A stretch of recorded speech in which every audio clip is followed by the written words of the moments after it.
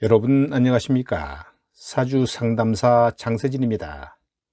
오늘은 오행 중 목에 대한 학습을 하려고 합니다. 목의 기본적인 특성과 목 오행의 많고 적음에 따라 명주에게 어떻게 작용하는지를 알아볼 겁니다. 이 중에서도 목이 많은 경우에 초점을 두었는데요. 3개까지는 넘치지 않고 충만한 상태라고 하고 4개가 넘어가면 과다하다고 보면 됩니다.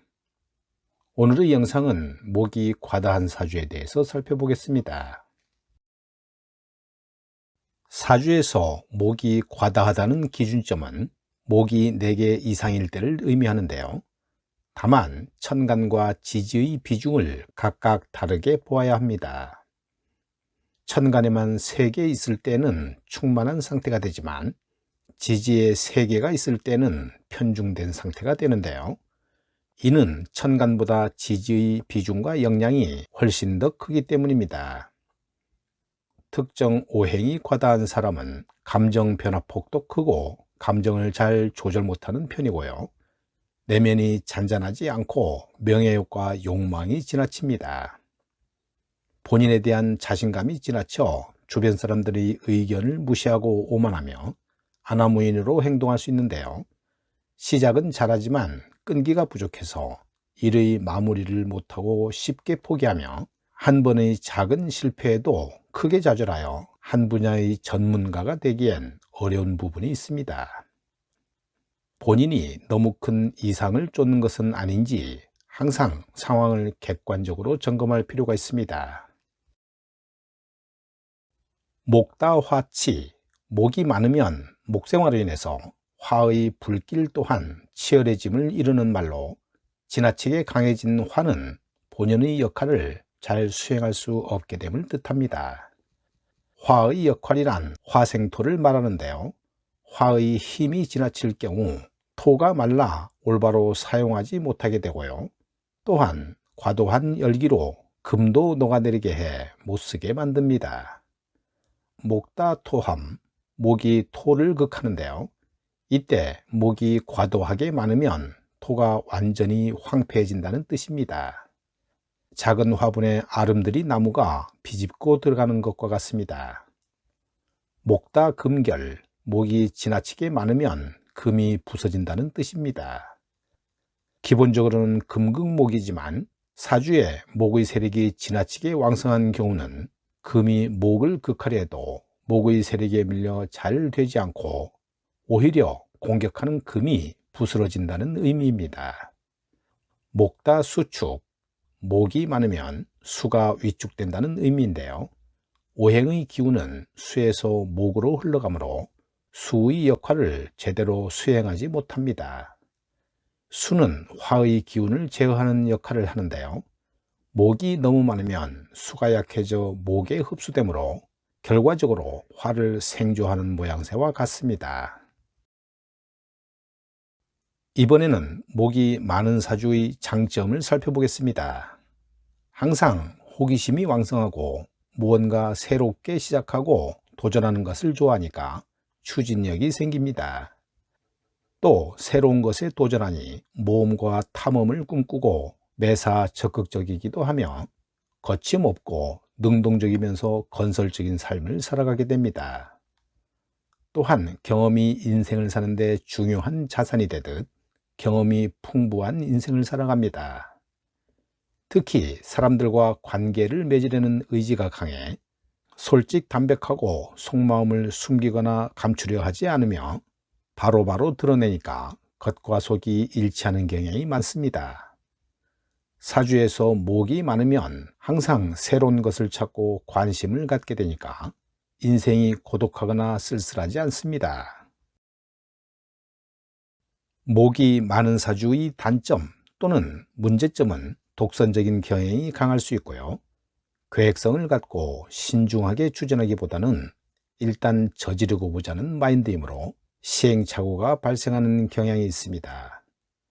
이를 쉽게 그르치게 되고 실수도 많으며 사주 구성에 따라 순수하고 천진난만한 성향이 강하게 드러나 사기와 배신도 쉽게 겪을 수 있습니다.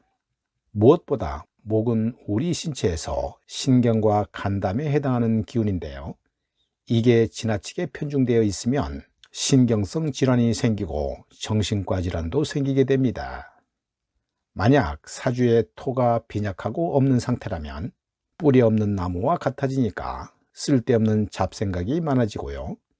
근심 걱정도 사서 하게 되고 오히려 우물쭈물하게 돼서 용두사미격이 되기 쉽습니다. 다시 말하면 실속 없이 살아가기 마련인데요. 긍정성의 반대 현상이 생긴다고 봐도 좋습니다.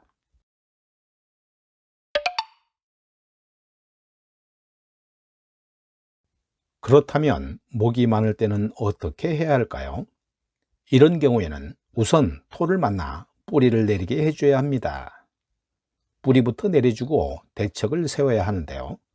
더 나아가 친구나 연인을 포함해서 토가 많은 사주를 만나고 특히 목을 다스리고 토를 끌어오는 생활을 해주어야 합니다.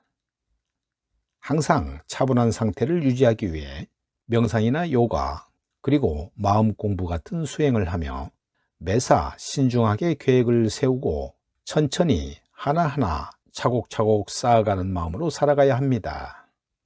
무엇보다 항상 타인의 말을 잘 경청하고 수용하며 계획성을 갖고 목표를 명확하게 설정하며 한두 가지에만 집중해야 합니다. 목은 금이나 화로 눌러주는 것이 좋은데요. 일반적으로는 집에 금속 제품을 많이 쓰거나 몸에 금속을 휴대하는 등 목의 기운을 완화시켜주는 것도 한 방법이며 불과 관련 있는 제품을 써도 좋습니다. 푸른색 계통보다는 흰색의 인테리어를 하거나 옷을 입을 때도 흰색 계열이 좋습니다. 이름에다 토를 넣어주는 것이 좋고 항상 황토색을 가까이 하며 숫자로는 5나 0을 가까이 하면 좋습니다. 이런 방법들이 목의 산만한 기운을 완화시켜주고요. 집중력을 길러줍니다. 목이 많은 명주는 정확한 목표의식을 가지고 하나에 몰입하려는 습관을 가지면 좋은데요. 아무래도 집중력이 부족하고 산만하기 때문에 집중력을 길러주는 명상이 좋다고 봅니다. 왼쪽 명조는 수월의 간목남매인데요. 간목이 이렇게 4개이면 통목이 되는 셈이기 때문에 절대로 꺾이지 않습니다.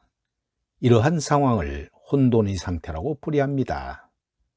목기운이 강한 사주는 어린이와 같이 호기심이 많고 도전을 좋아할 수 있고요. 또한 학문과 인연이 깊다고 할 수 있습니다. 단점으로는 인내심이 좀 부족할 수 있고 독단적이고 독점력이 강할 수 있는데요. 따라서 이런 사람들을 대할 때는 중도 포기를 하더라도 격려해주고 작은 성과에도 보상해주는 것이 좋습니다. 직업으로는 작가나 기자, 기획, 교육, 디자인, 건축 쪽이 좋고요. 건강 면에서는 간이나 신경계, 두통, 눈, 관절을 조심해야 합니다. 오른쪽 명조는 진월의 을묘일주 여명입니다. 진토가 양옆의 묘목과 합해 전체적으로 목이 태과한 사주가 되었는데요. 목 일간의 비겁이 강하면 다른 사람과 수평적인 관계를 맺으려 합니다. 비겁이 과다하면 자연스레 재성이 약해지는데요. 재성은 타겟을 정확히 하고 계획적으로 행동하는 힘입니다. 비겁이 강하면 계획적이기보다 즉흥적이고 감정적이고요. 이익보다는 정의나 의리를 더 중요시하며 인간적으로 따뜻한 사람입니다. 연간에 정화, 식신이 있는데요. 정화는 이 사주에서 비겁을 설계하는 중요한 역할을 합니다. 식신이 용신이기 때문에 자기 생각을 드러내고 표현하는 일을 하면 좋은데요. 방송인이나 배우가 잘 어울린다고 봅니다. 오늘 영상은 여기까지입니다. 여러분 감사합니다.